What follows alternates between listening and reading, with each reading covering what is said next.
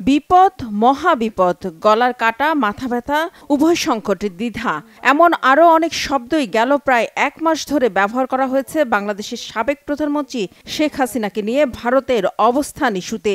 যতই দিন যাচ্ছে ততই বাড়ছে এই শব্দগুলোর ব্যবহার, আর হবেই না কেন।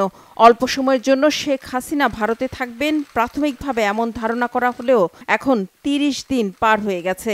যুক্তরাজ্য, যুক্তরাষ্ট্র ও সংযুক্ত আরব আমিরাতে শেখ হাসিনার আশ্রয়ের চেষ্টা করেও সফল হয়নি ভারত। শুধু এই ৩ দেশ নয়, ১ মাস পেরোলেও কোনো দেশই তাকে রাজনৈতিক আশ্রয় দিতে রাজি হয়নি। তবে সবকিছু ছাপিয়ে ভারতের জন্য এই মুহূর্তে সবচেয়ে ভয়াবহ বিষয় হলো শেখ হাসিনাকে নিয়ে তাদের এই অস্বস্তি এখন নানা কূটনৈতিক ও রাজনৈতিক চাপে পরিণত হয়েছে।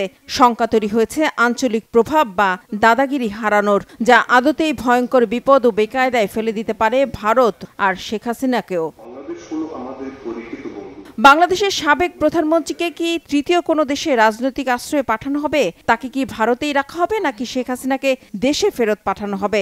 এমন সব প্রশ্নের কোনো সমাধান না হওয়ায় দিন দিন ঘোলাটে হচ্ছে পরিস্থিতি। এখন নতুন করে প্রশ্ন উঠেছে, শেখ হাসিনাকে বাংলাদেশ ফেরত চাইলে কি করবে ভারত? দীর্ঘদিনের মিত্রকে নিশ্চিত বিপদের মুখে ফেলে দিবে, আর তা না হলে প্রতিবেশী বাংলাদেশের সাথে কূটনৈতিক ও রাজনৈতিক টানাপোড়েন আরও বাড়বে তীব্র ভারত বিদ্বেষ, যা ভারতের অভ্যন্তরে বিশেষ করে 7 সিস্টার্সে অস্থিতিশীলতা তৈরির শঙ্কাকে উস্কে দিতে পারে। ভারতের সামনে রয়েছে আরও বিপদ। আঞ্চলিক পরাশক্তি হিসেবে দেশটির প্রভাব এই অঞ্চলে তলানিতে ঠেকার, প্রভাব হারানোর যে ঝুঁকি দিল্লিকে কোণঠাসা করে দিতে পারে।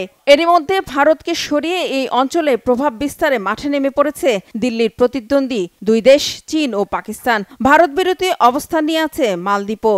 সব মিলিয়ে বেকায়দায় থাকা ভারতের সামনে এখন অনেক চ্যালেঞ্জ, আর এই জন্য বাংলাদেশের অন্তর্বর্তীকালীন সরকারের সাথে সুসম্পর্ক বজায় রাখা ছাড়া ভারতের সামনে আর কোনো পথ খোলা নেই বলেও মনে করছেন বিশ্লেষকরা। তারা বলছেন, গেল 15 বছর ধরে শেখ হাসিনা ও তার দল আওয়ামী লীগকে আকণ্ঠ সমর্থন দেয়া, বাংলাদেশের পূর্বাঞ্চলে সাম্প্রতিক বন্যা পরিস্থিতি, সব মিলে বাংলাদেশের ভেতরে ভারতের প্রতি তীব্র ক্ষোভ জন্মেছে, যা কমতে দিল্লিকে কিছুটা সময় অপেক্ষা হতে হবে আরও অনেক বেশি কৌশলী, সহনশীল।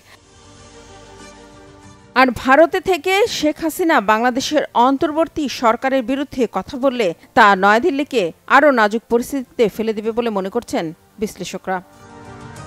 রিফাত জামান, বাংলাভিশন নিউজ ডেস্ক।